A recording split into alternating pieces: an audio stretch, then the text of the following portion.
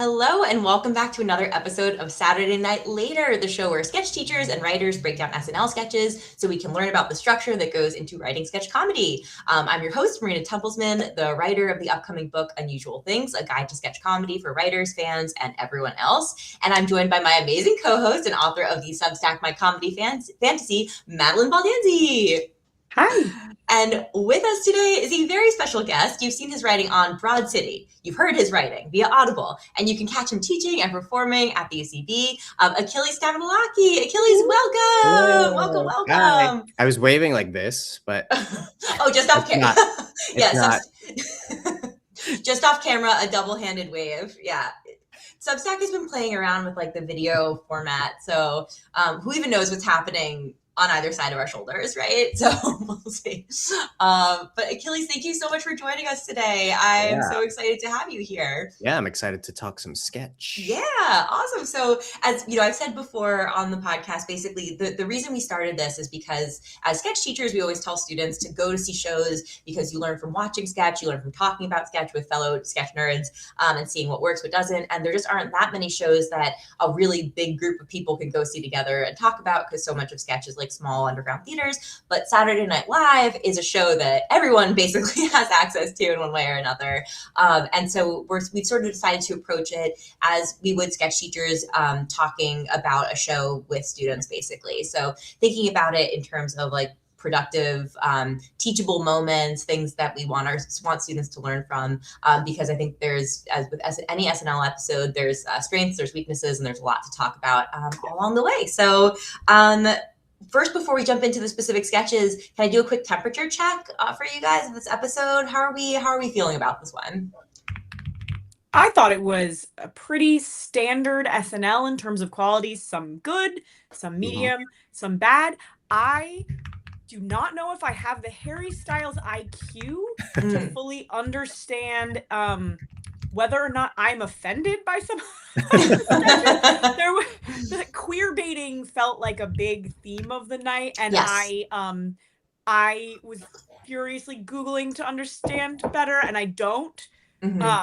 But other than that, pretty middle of the road. Great. Yeah, I think I agree. It felt to me like when I was watching it, it felt to me like the cool kid of the high school is doing the play and everybody's there to watch him. Like the audience was so like hyped, like for anything he was doing. Yes. And like I think you almost have to like judge him as like he's not only the guest host, but he's also the musical guest, and it's like he's doing a lot of stuff. Yeah. I thought he did like a pretty good job, like juggling everything he had to do. Yeah, that's a great point. I think that my read on it was that like maybe this was a little similar to me to the Ryan Gosling episodes in some ways, just in that when you have a really charming host like that, I think there are times where the writing can like suffer a little bit as a result, just that charm just like comes shining through, and sometimes it becomes a little bit of a crutch to lean on. But I'm really excited to talk through it because I think that that's a great analogy, like the kind of like popular kid doing the play. I think that really feels right. But I do think he felt really like, he feels like fun, charming, on board, was really like fully in it in a way that I think is still really fun to watch. So without further ado, let's chat through it. So we're going to start with the cold open. And so a couple of things I want to mention before we discuss the cold open. So this is always kind of a funny thing to talk about because cold opens in SNL are sort of different from sketches. Like they often aren't really full sketches. They're sort of a reference grab bag. So they're not the best template for talking about like a more standard sketch. And the other slight complication with them is that like obviously Saturday Night Live is a big cultural institution. So the expectations that one can put onto Saturday Night Live or should put are different from what goes on in an underground basement. So with those two caveats in mind, I'd love to like chat through some of the like teachable things that jumped out to you guys about this cold open. Like were there things that stood out to you right off the bat? I think one thing that I found interesting was starting with this kind of fake out sketch scene that then got interrupted by the kind of standard Trump thing that they do, which we've been very vocal about finding very irritating. But I think that I really locked into the like, oh yeah, the fake out scene that you then cut out of. That I thought was really interesting because I think that you have to be super clear on the point of view of what that thing is and whether it's heightened or not heightened. And I think it was very unclear what they were doing in that. Yeah, Madalyn, you and Achilles are actually both nodding. So yeah, let's hear more of what you're thinking. Yeah, I was just gonna say point of view. Exactly.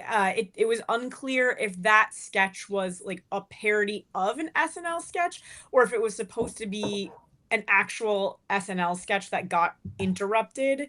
I think it didn't feel like the latter, but it wasn't clear, and that's a problem. It always needs to be clear. If you don't know exactly what you're interrupting, then the interruption can't hit as hard. Yeah, I was actually like, I was kind of into the stuff before, like the premise before the cut to, like that was like, I was like, oh, SNL's doing kind of a different topical cold open sketch where it feels like, oh, it's just a sketch, and then a few lines in, they did do the Trump. I was a little hopeful. Yeah, me too.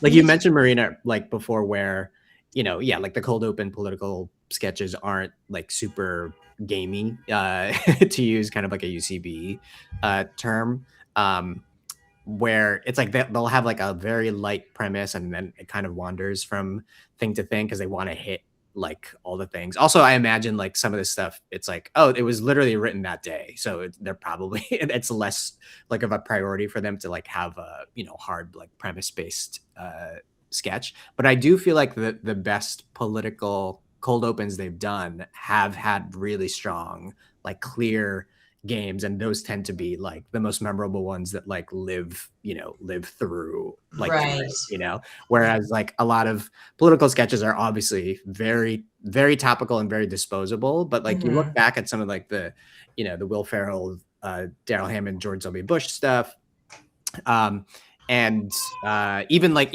obviously like the Tina Fey, Amy, like what's her face, Alaska governor.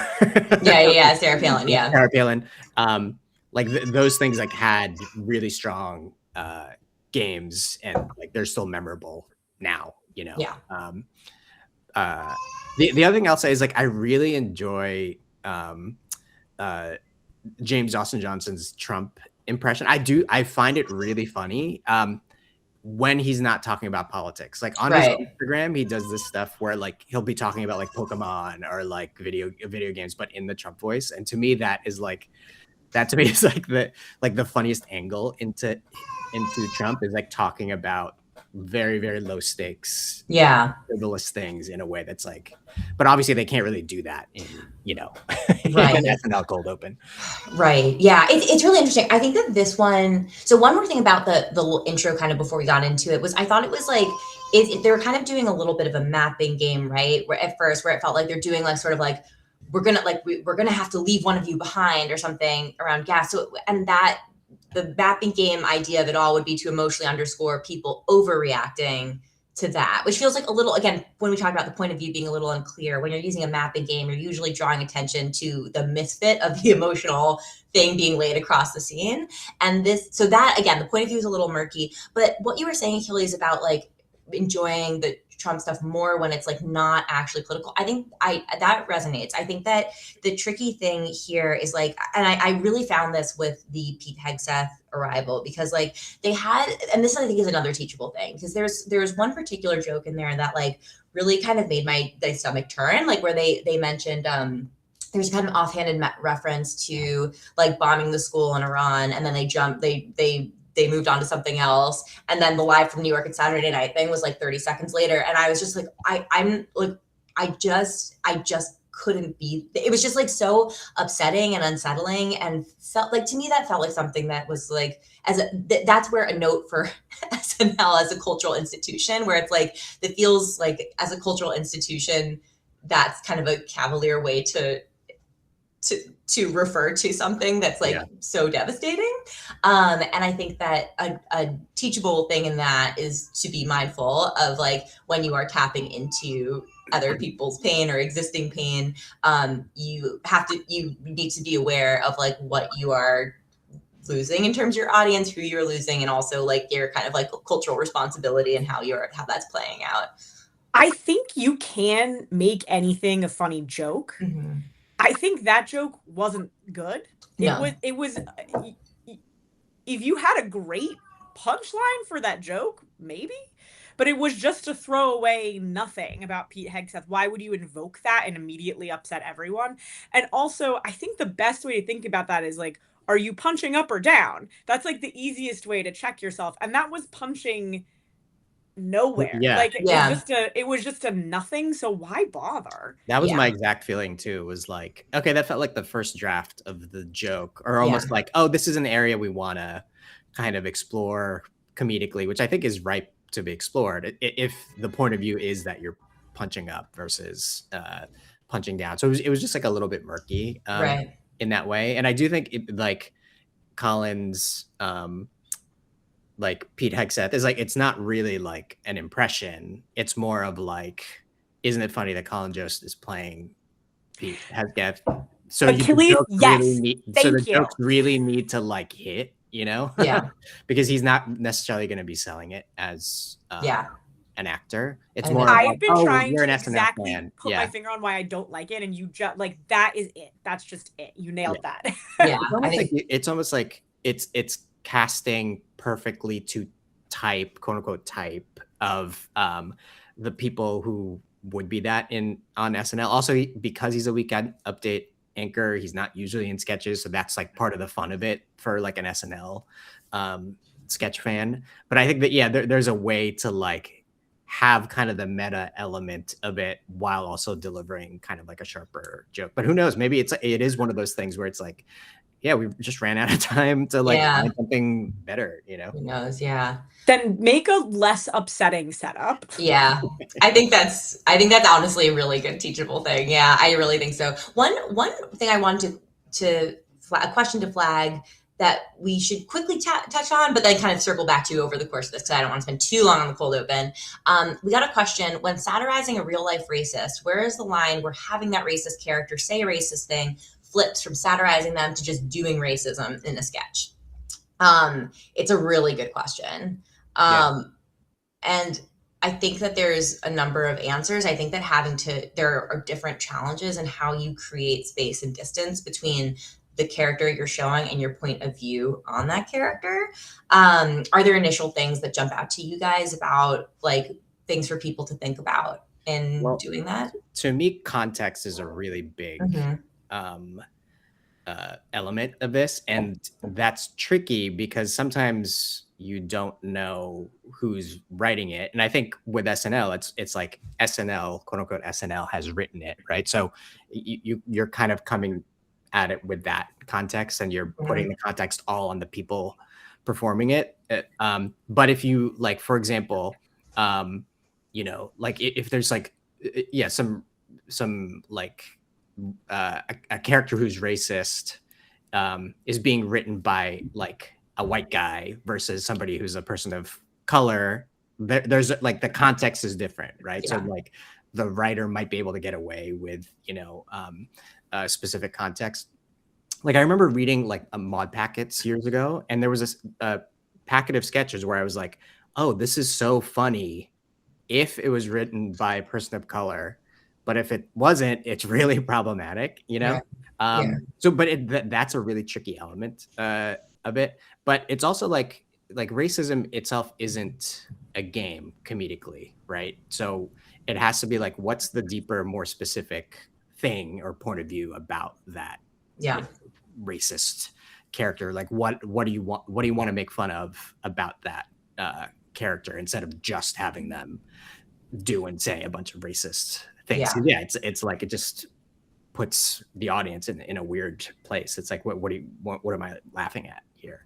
Yeah, I think the Chihuahua joke in this cold open was a good barometer for me, because he calls Marcelo SNL's little Chihuahua, I'm a racist guy, I say racist stuff. Right. And I think like at the end of that, I'm wondering who feels a little bit bad here, Marcelo or Trump? And it's like, I think Marcelo probably feels a little bit bad. I mean, maybe he just thinks it's super funny, but like in my perspective. So I think that's punching down, because it's not revealing or poking fun at Trump in any way. To me, it has to be commenting or poking fun at the racist. Yeah. Right.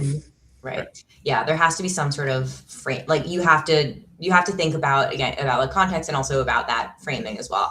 There's a story that I will briefly share before we move on because this is we want to make sure we cover all the sketches. But during the pandemic, like in the early-ish days of quarantine, there was a point where I had to go into a FedEx to make some copies, and I promise this is relevant to what we're talking about. What was that? Making copies. Making copies at the FedEx. And I was making copies, and there was a man in there who was not wearing a mask. And this was during a time where like you really had to wear a mask when you were indoors places. And so they asked him to leave. And as he was leaving, he started shouting and yelling at them. He was like, "You're all a bunch of Nazis. You're all a bunch of Nazis. Like making me wear a mask, a bunch of Nazis." And he was escorted from the store. And so a few minutes go by, my copies are printing, all of that.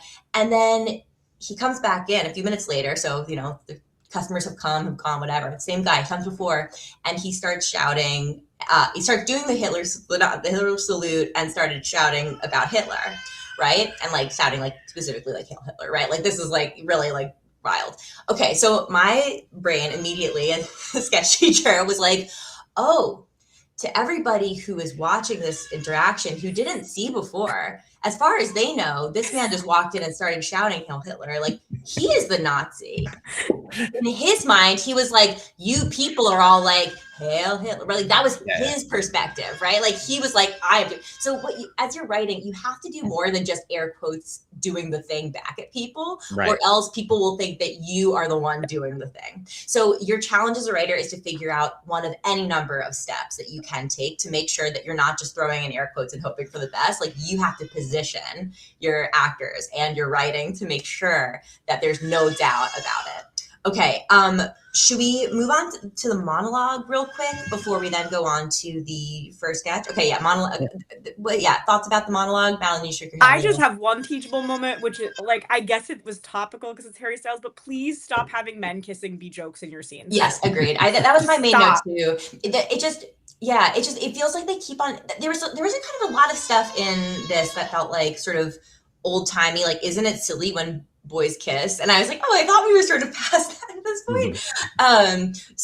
There was stuff like that throughout. I feel like the episode, not just the monologue. Like, I was mentioning before, I think he was like he was perfectly like charming in this, monologue. I think just because of like who he is as a kind of like persona. I think my analogy before was like that popular high school kid delivering the monologue. And I don't think he didn't need to sell it so much, or he didn't need to sell the monologue because the audience was like immediately on board and was just like ready for anything. I did want him to sell it a little bit more. Like I just wanted a little bit more like playfulness, I guess. Like I think that the writing was fine. It was like a kind of your standard good host monologue. I just wanted to get it like he seemed like almost like too cool, I wanted him to be a little bit more like, oh, I'm here to play. I'm a little, it was less like silly. I remembered him being really silly the previous time he hosted, so I was did feel a little distant to me at first as well. And then my only note that I took was like, they're doing so many boy kisses as jokes. Like, it's really strange. This season has been chock full. So anyway, that was sort of my takeaway was, it felt like that was sort of the only thing that they were really leaning on in this. So I was a little surprised. I didn't mind, like, if, I guess structurally I appreciated that, like, okay, they started with the queer baiting thing and then ended with that in the callback to button the sketch. So structurally, like, worked for me, but maybe it's like an area that could be done smarter, Right, yeah. I actually don't mind that being an area to joke about. I think it's what's the more specific take? I think the more specific take, and it just feels like a fallback that the number of their sketches this season have landed on. So awesome. Should we just jump into the next the first full sketch of the night, which is the Sebastian Maniscalco as your lawyer. All right, let's chat about this one. What jumped out to you guys about this? I loved Marcelo's like impression. It's really good. And It's kind of a similar thought as far as like Harry Styles in this sketch is like they're not really giving him a ton to do because like Sebastian Maniscalco is a big character and the impression is really good. And I think, you know, there's some like nice kind of like UCB game moves where like you're using the courtroom of it all. Yes. Like I like the beat where Jane Wickline reads back, you know, in kind of a tone way, like here's what he said. Like there was stuff like that where it's like, oh, that really plays. As far as like the like how the sketch progressed, I thought there were good moves throughout, and I thought like the impression really like sold it to me. Yeah, totally. How about you, Madalyn? I thought it was a better version of the previous time they did it. I think one thing you can think about when you have a big character is like, where would be a funny place for this character to be? And they used that this time, and it worked. It worked better.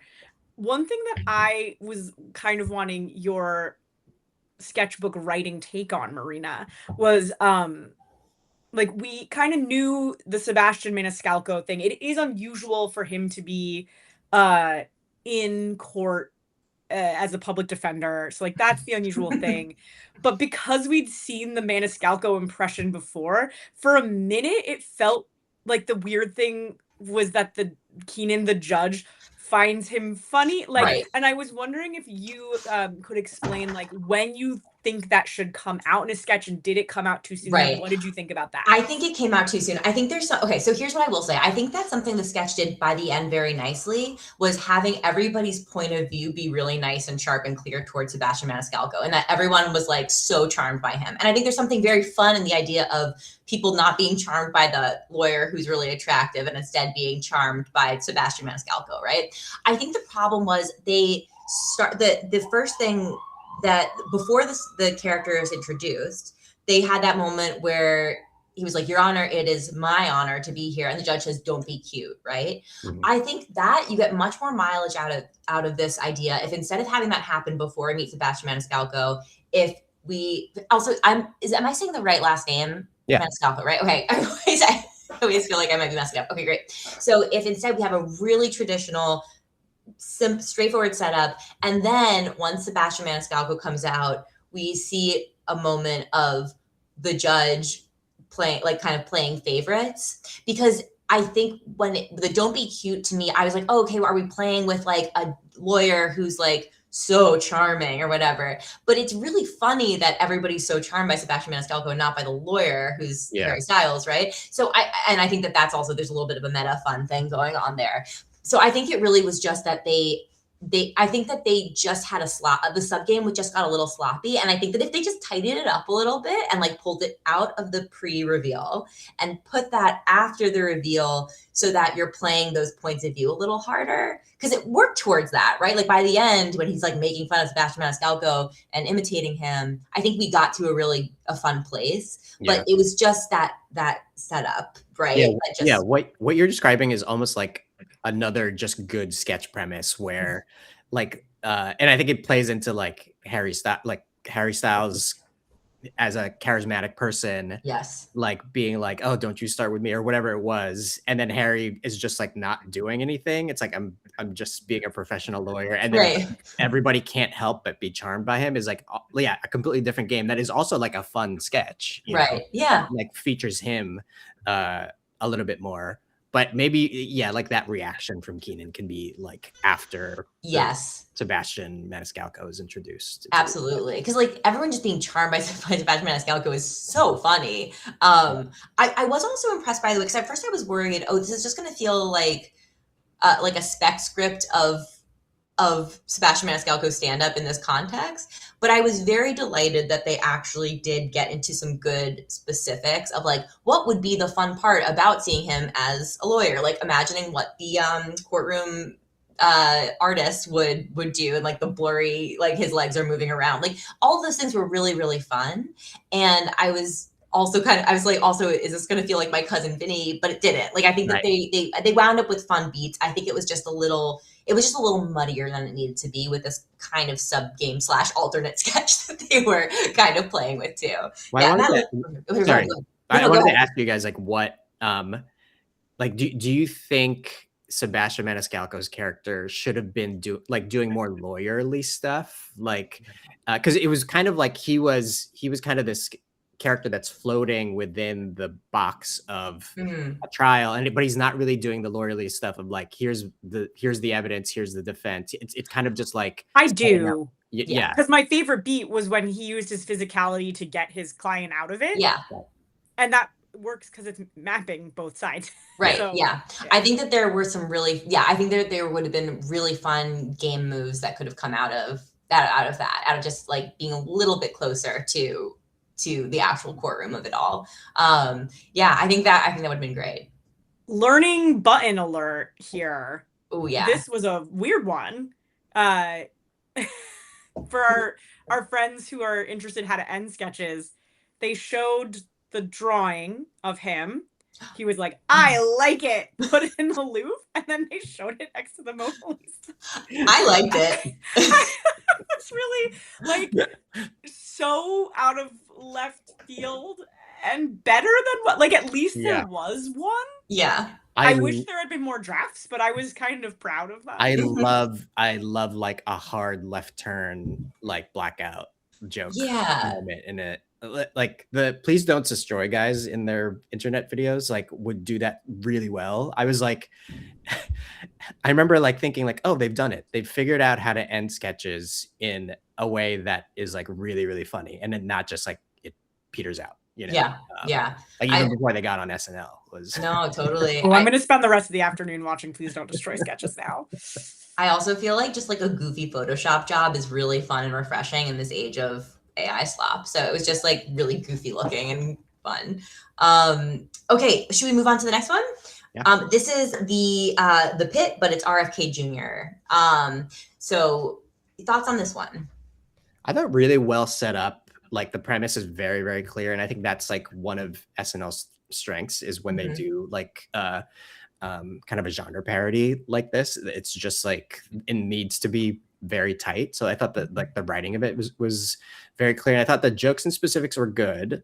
My one thing was it's less of a writing thing, but I actually thought it's like it was really fast. Like the sketch was really fast. So it was hard to like hook into like, oh, I'm laughing at this, you know? And I think obviously they're just following the actual tone of the Pit, which is kind of similarly paced. But as far as like the comedy of it, the writing of it was like really good, but I almost had to like catch up to the joke. Yeah. And then, you know, the next one comes and, you know, now I'm kind of like 2 jokes behind, you know? Yeah.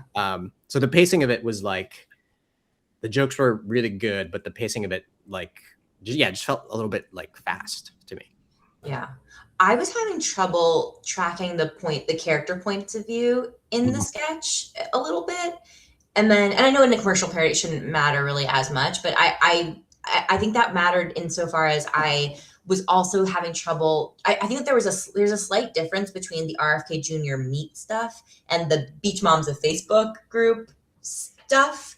And I think that it was like it was just a little muddy. And so I think that there was a point where I thought one of the doctors was a voice of reason and then realized she wasn't. It was just, I was having trouble tracking. Yeah, like you said, it was also very fast, but I was having a lot of trouble tracking. I think this could have been shortened and simplified a little bit more. But yeah, Madalyn, what did you think? I wasn't, but I watched the Pit and but that shouldn't matter, right? It's like when you're writing a sketch, it should be clear, or at least on SNL or to a broader New York City audience, even if you're writing UCB, like everyone should be able to still understand why it's funny. Yeah. And Harry Styles was playing Noah Wiley's character. Like it did track. Okay. But they're really specific in the show and they think they could have just made that clearer very easily. Gotcha. Okay. Yeah. I've never watched it. So I think that I was just like, it shouldn't matter. Yeah. Yeah. And I think that's a good teachable thing too, right? Like I think that in a parody, whether you've never seen it before, like you should sort of be able to understand, with very few exceptions, you should sort of be able to understand the broad brushstrokes of what's going on. Whereas if you're writing like Spank. Are they still called Spanks? If you're writing a Spank, which is a test run which show is at like the UCB. the Pit parody show, then your audience is going to be people who like the Pit, so it's okay to like really dig into things that you would have to know more. So it does depend on what you're doing. Yeah. It's a really great premise for a sketch though, like a Maha, like the Pit. Totally. Yeah. Yeah, totally. All right, should we move on to I liked it. Yeah. You liked it. Okay. Anything else, Madalyn, for this one? Okay, great. Perfect. Awesome. Okay, next one, the cruise ship one, the Sparkle of the Sea. All right, yeah, Madalyn, let's start with you. I did think this was a good showcase of Harry Styles being fun, but this didn't have a game in the most annoying way. Like Europeans doing funny thing. Too broad. What is the joke? Yeah, it did feel. Yeah, it felt like have a sharper joke. Yeah, I also thought like too fast, and it might have also been because like they were like speaking in kind of like these vaguely European accents. Chloe Fineman and Harry Styles. I was also like, I'm trying to catch up to what they're saying. It's like, oh, okay, that's the person who's being set up and stuff. And it is kind of your classic SNL kind of music bit bucket. But yeah, I just wanted to like feel paced a little bit better so I can like react to the jokes a little bit more. But yeah, I think the specificity of like, what do we actually think about these types of, you know, bits or whatever, like this type of person. I just wanted that a little bit more. Right. It sort of just felt generally like, aren't Europeans crazy and goofy? Mm-hmm. And like, aren't the accents so goofy? And I just was like, I feel like there's just something more interesting. Here's what I will say. If a student brought this sketch in, I would say, okay, I think this is a little broad right now. Let's see if we can like dial in a little bit more on like what's fun to you. And if we can like reframe this a little bit, find a new place for it. I would say a candidate that I would pull that I think was maybe one of my favorite parts was the magician, the 1 hour, one trick, constant flourishes. Yes. That was a physical bit that I loved. I thought that was fantastic. I think that there's absolutely a world where you take that kernel. Again, this is all just hypothetical if this were a student bringing it in and if they were willing to listen to me on this, which, you know, we'll, but anyway, I think that I think taking that bit and finding a fun way to explore that, to me, that would have been my main note for this. I thought that was so delightful. I thought Mikey Day's performance and like the flourishes were so great. I would have maybe found a way to either do that as like a short sketch, but I would maybe throw in like a voice, like some person he's performing in front of, like maybe it's a voice of reason he's performing for, like maybe one of those like America's Got Talent things, and they're like, it just feels like you should have done the trick by now or something like that. I feel like there's a world where that to me was so funny and so specific, and everything else I sort of felt like I'd seen before. I don't know, anything else for you guys? If the student had brought this in, how would you broach it? It is funny, like if you're part of a sketch team, let's say, and you know, like, okay, like the cast has these bits, like how can you kind of Frankenstein them together into, you know, a sketch? I think that's a totally valid way actually to get into a sketch. And I'm sure we've all written sketches like that, where it's like, oh, this really showcases, you know, like the members of the cast. I think it's like, it's on the writer to like, figure out what's the angle into it that ties everything together. And then maybe it might be that, like adding that voice of reason element or something that just makes it feel like it's not just a bunch of things in a bucket, but it feels like it's heightening within a sketch. I was genuinely confused if they had constructed this sketch with an idea and then like were like, yeah, European genre things, or if they were trying to just do an impression bucket. Like I genuinely wasn't sure what they intended. I imagine it was like, okay, like let's have Harry Styles do some sort of silly singing thing, right? And then maybe that's how kind of, you know, the European thing. In my headcanon, he came to the meeting and was like, hey, you know that sketch you did with Skarsgård where he did that Norwegian accent with Chloe? I'd like to do a Norwegian accent. Yeah. I feel like there was they just did. Right. I do feel like, and maybe Ariel in the comments can let me know if I'm right about this, but I do think there was a sketch that he did the last time he hosted where there was also some sort of like, I want to say Norwegian accent. Maybe with Heidi Gardner, there was some sort of like couple thing that they did. Maybe I'm misremembering, but I do feel like maybe this was another iteration of that or something, or not the same characters, but just like, yeah, like a wacky accent or something. But yeah, Accents are a joke. yeah, exactly. That's the thing. And I think that this season we've run into that a couple of times. And so we'll see if that continues to be a thing, but just something to keep an eye out for. If you're going really broad, there's often you benefit from getting a little bit more specific. Okay, should we just move on to the next one? This is the Best Buy rewards program. Well, sorry, that's what I wrote down. But this is a sketch about Mr. Pooty, a Best Buy employee, denying that he's been tweaking people's nipples or something. It's like, yeah, basically using a standard work meeting to say that he doesn't have a crush on his colleague who he does have a crush on. Anyway, yeah. What are you thinking on this one? My two feelings on it were, like two things. One was like, the entire time I was like, oh, this is really close to like they're playing gay as the game of this, and it might have been just that. But then I was also, on the other hand, I was like, it was really cracking me up. I mean, like I must say, it was yeah, like, I don't want to talk about it because I don't know how to reconcile this. I actually do have a thought about reconciling those two things, because I agree with you. I was like, this, and this is, I think of this as rhyming, right? When you have a sketch and it rhymes with something that tugs on pain, that tugs on, you just need to be careful and be wary of like, okay, what is a sketch rhyming with by accident? I had the same reaction. I was like, this sort of feels like it's a gay joke.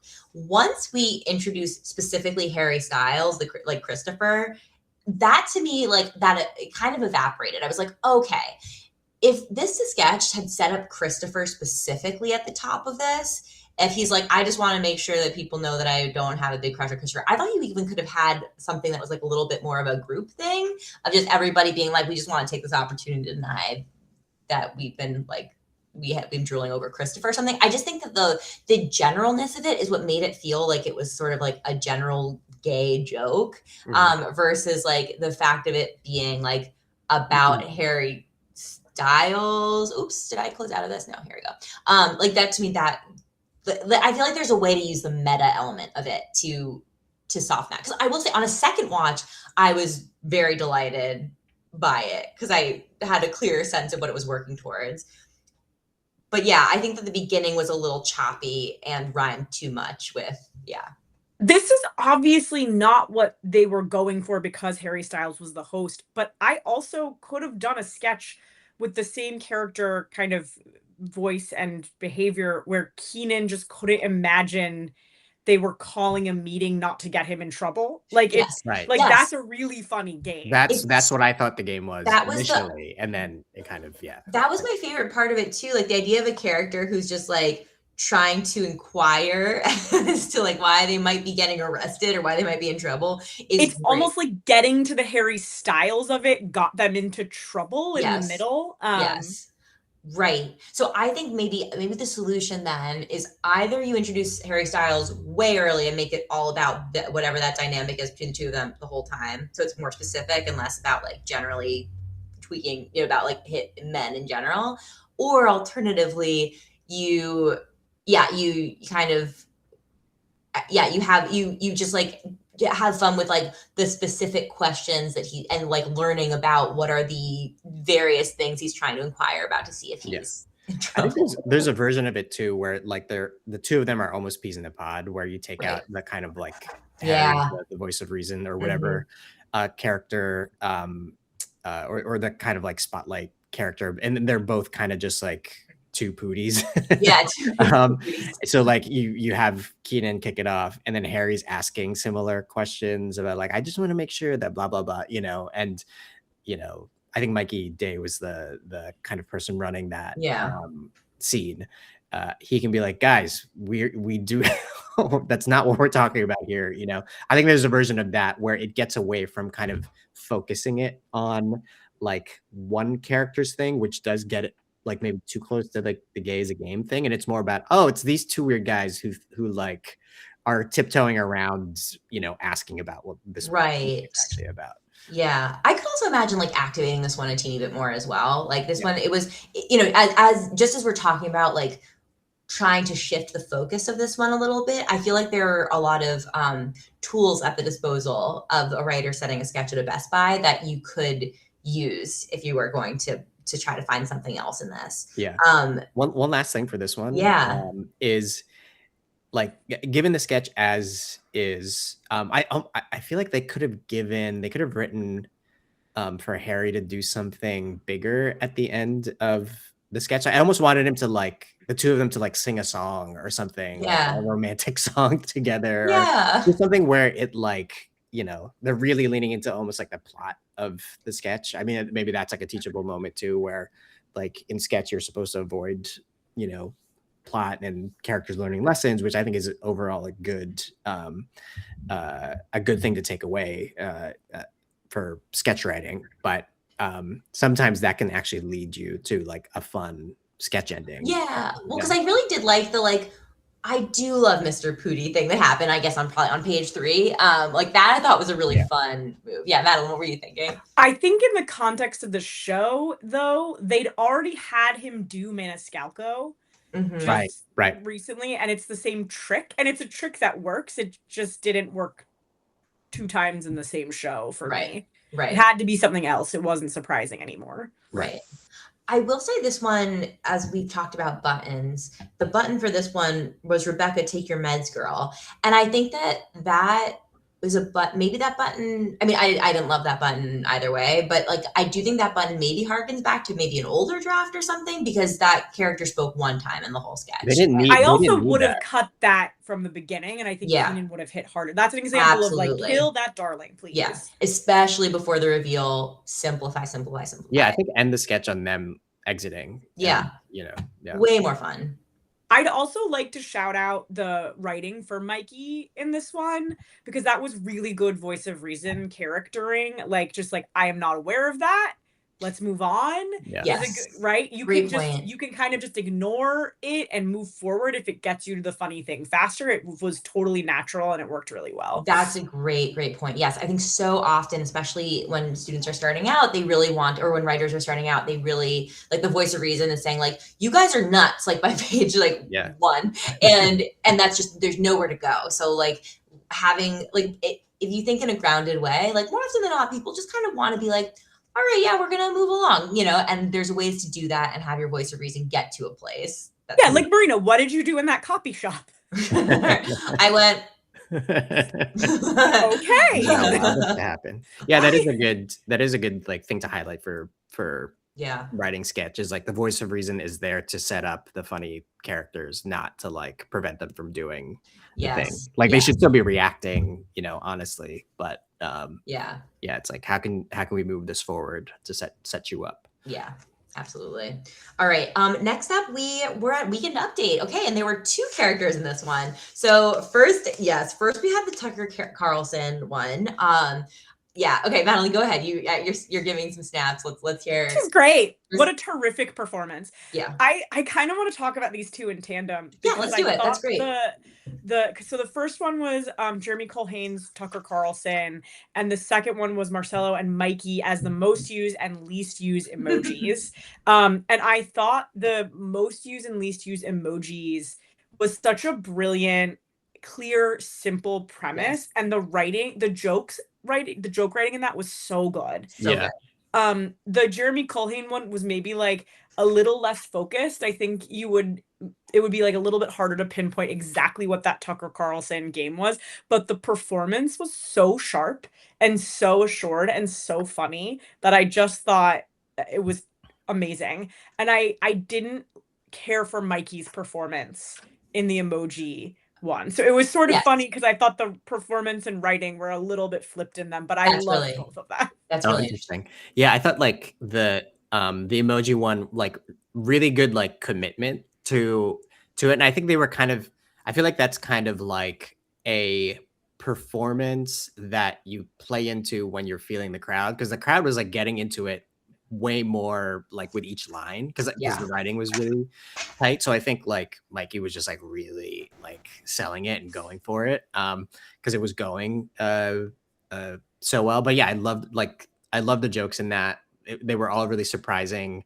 Like what I liked about it was like the ingredients of the meal were really good. Like meaning the emojis that they ended up picking like were So great, good. but Great really specifics. fun and clear. And for the Tucker Carlson thing, it was like, yeah, it's like it's not, you know, it's not like Daryl Hammond level impression, but the tone is like exactly, and he got the laugh down, like the laugh down. Yeah. The Carlson laugh was like very clear, and then obviously like what are we doing? What's going on? You know, like that. Yeah, that was, very like, impressive. super, Yeah. super good. And I thought like, you know, that is kind of a classic thing to do, right? With a real life person with an impression is like have them do kind of like a mundane thing, and he's doing the movie reviews. And I thought this is like, oh, this is like a perfect update. Yeah, and I do think there was like a nice the kind of it playing out across like Tucker Carlson treating every film as though it's basically a manifesto from the left, you know, like I think that that's like pretty tidy, you know, like, and again, I thought the impression was so sharp on top of it. So I think that was, I think that Madalyn, what you were saying really resonated with me, that like, you know, there's probably like a couple of tightenings of the screw of the like the stuff of the movies. Like I thought it was solid enough, and that impression was so good, and the specifics around the impression were so good, like the laugh and the soul of the 18th century mental patient, like in the locket. Like, I loved that beat, and it was very different than the rest of the beats, and maybe like a little wacky or something you might say, or maybe a little bit more like indie comedy than SNL sometimes gets. But he really, well, that's my preference, but like because he had been so tight to that point, it was so earned and went off so well. Totally. Really plugged really well into the game. With the aerial tramway, my first thought was like, oh, why not just the aerial tramway? And then I understood, like I wasn't really sure why the heart emoji. And then I realized this is actually like both a character sketch and a premise sketch, right? Where I think that sometimes we put those things as like sort of false, as a false dichotomy, but like it's actually, this was both. And like treating the emojis as though they're basically like all in school together almost, like, was such a fun way to capture it. The specifics were great. That I think is an example of a really good button. I loved that. Just like, how are you going to get home? The aerial tramway, right? Like I thought that was marvelous, delightful. It just like felt a little chef's kiss at the end. That's a really sharp button. I loved it. Yeah. Any other thoughts before we move on? I know, Achilles, you have a hard out at 4:30, so we're gonna cruise through these last three. I can go a little bit over.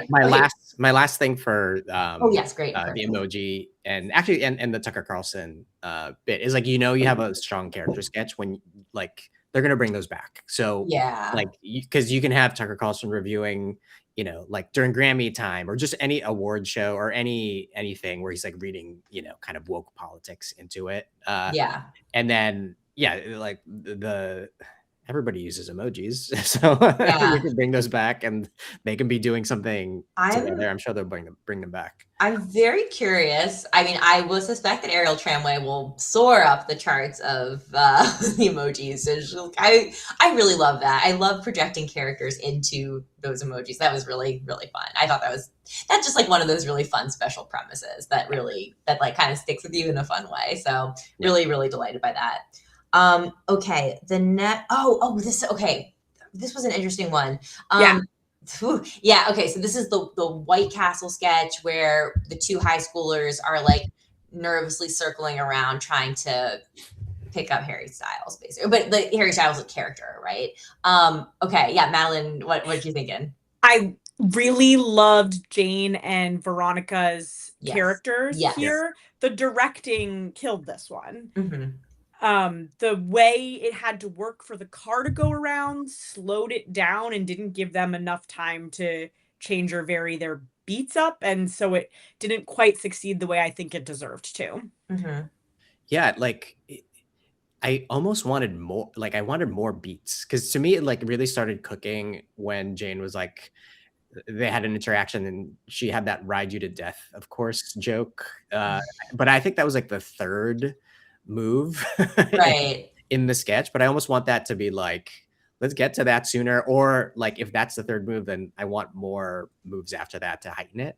And then this was also a sketch where like they do kind of the classic thing of the first beat is funny, but that's not actually what the game of the sketch is, with the Keenan moment at the beginning. Right, where he's like too drunk to like eat the White Castle, and then he like drives off in the motorcycle or whatever.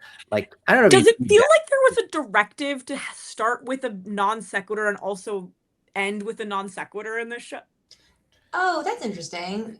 Like Lauren was like, try more of this. Sorry. No, that's interesting. Maybe. Like the third time that's happened. I will say with this one also, like after the Keenan thing, there was also the thing about like you can't give away the food for free, and like blah blah. Like there was a lot of it was really plotty at the top of this one, to the point where I was like, I actually would sort of love to see a spin-off movie about these two teenage girls. Like I think their performances were so fun and so charming together.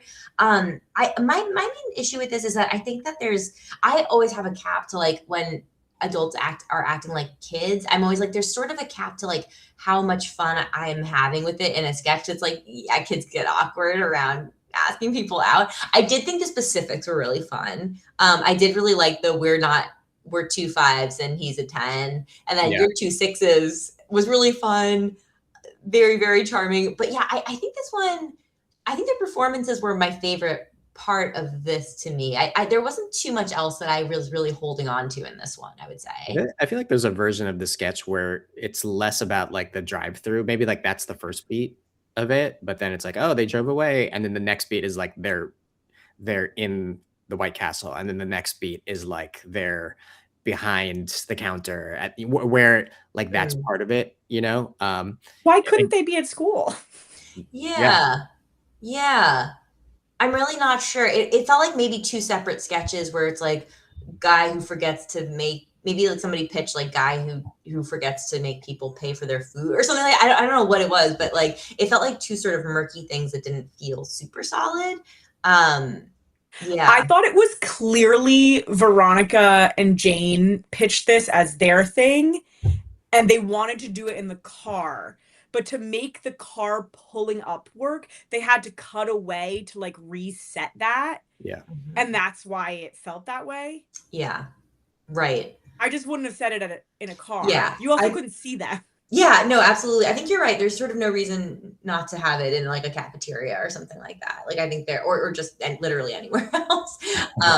But yeah, interesting one though. I think that this is one that I was more curious about this as like, what would this be as like a short film or like a full feature about these 2 girls than like a sketch necessarily. All right, let's move on to, unless there's anything else for this one.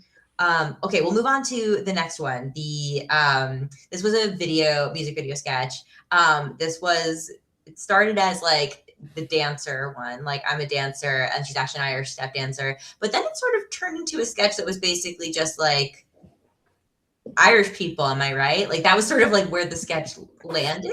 And that's like sort of like a little surprised by it. Cause I did like the idea of like, ooh, like sexy, she's a dancer, but it not being the type of dancing that you find sexy. I thought that's like something that's clear and interesting enough.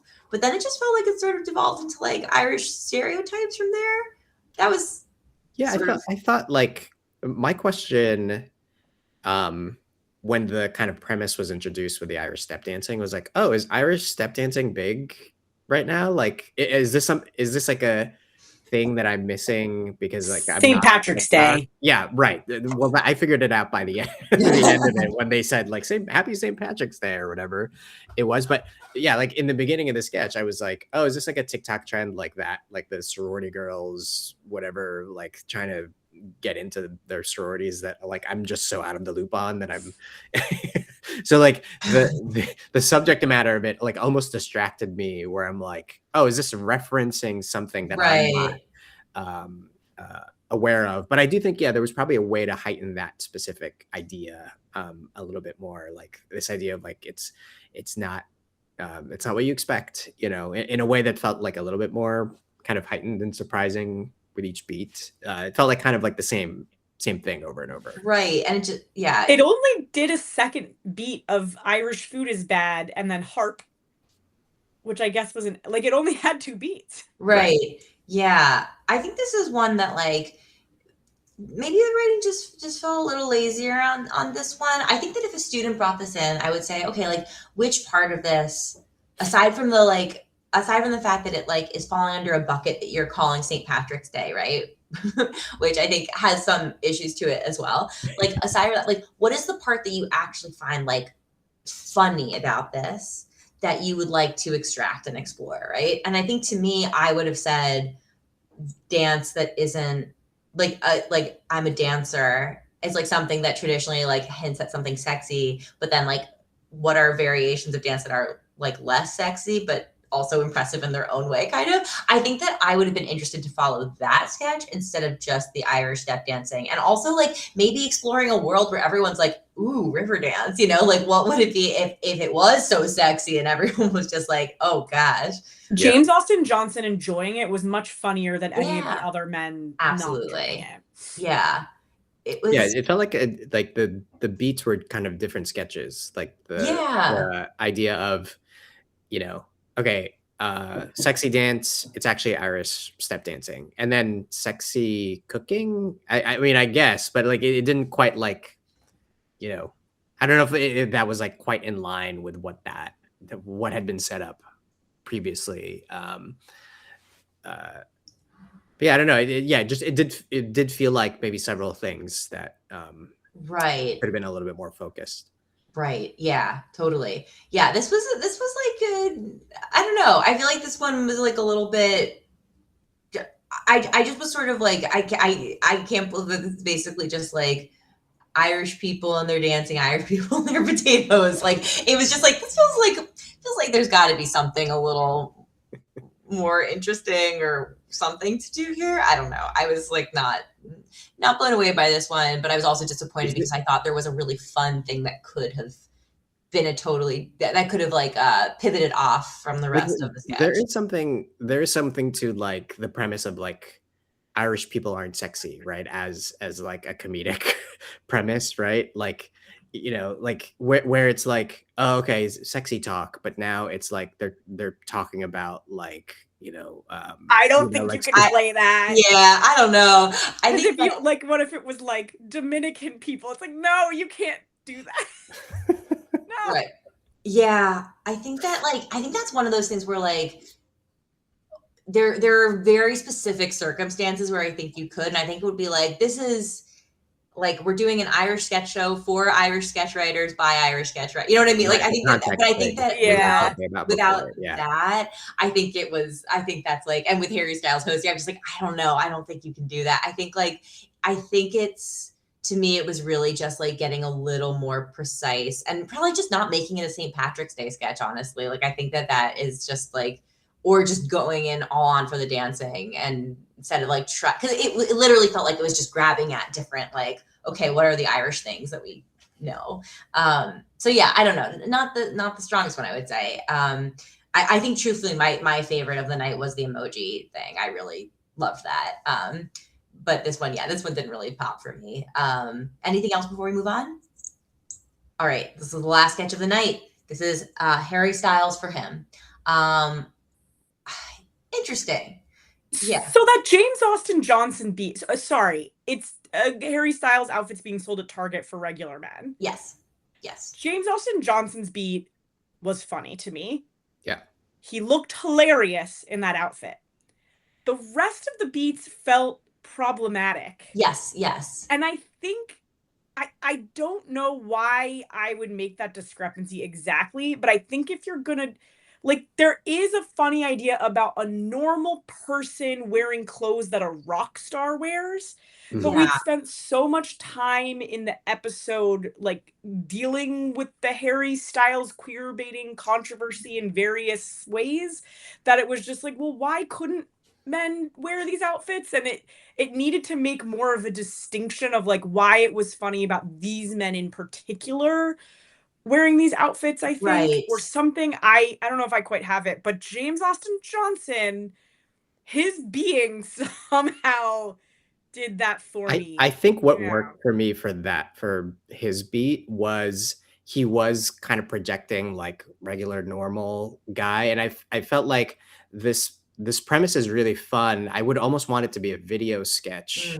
versus a presentational kind of like these kind of classic 5-to-1 SNL sketches. Like I wanted to see the men wearing it in their day-to-day regular lives, you know, out shopping, at work, and then everybody's into it. It's like, hey, that guy's cool now. You know, like I think that makes it more That's great. playable.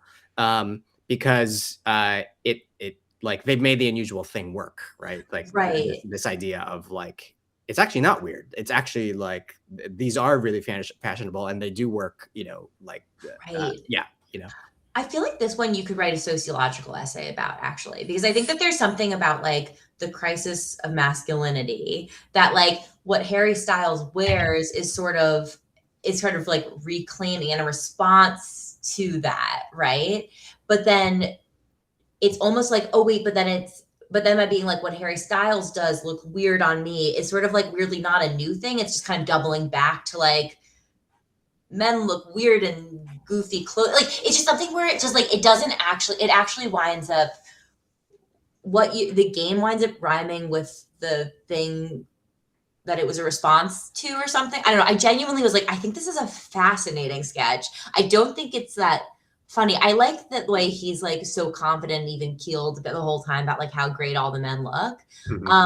But yeah, I think that there's something about this that like just like setup wise structurally is not quite right. Like I think this would be sort of an overhaul sketch that you need to do.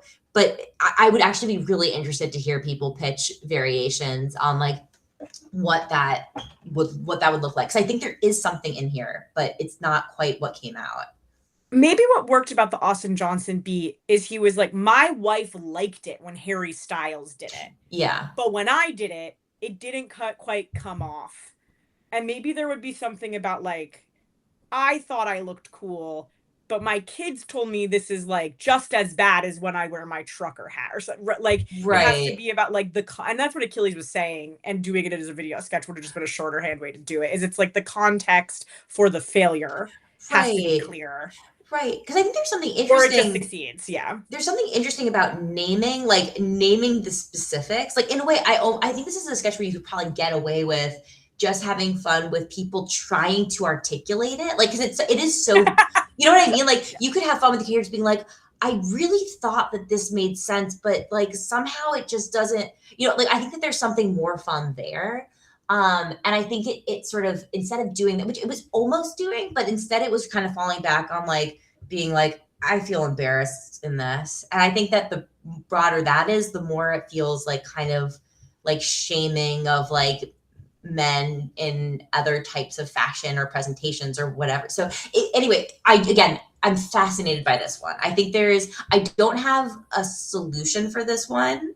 I just have like, I feel like we've just identified like some trouble spots that it's falling into. And I would encourage a writer for this one to sort of step back and be like, okay, like pin down even more specifically, like what is their favorite part of this? And like, is there maybe a different setting? Like, is this like a commercial? Is it straight to camera? Or instead, are we watching people?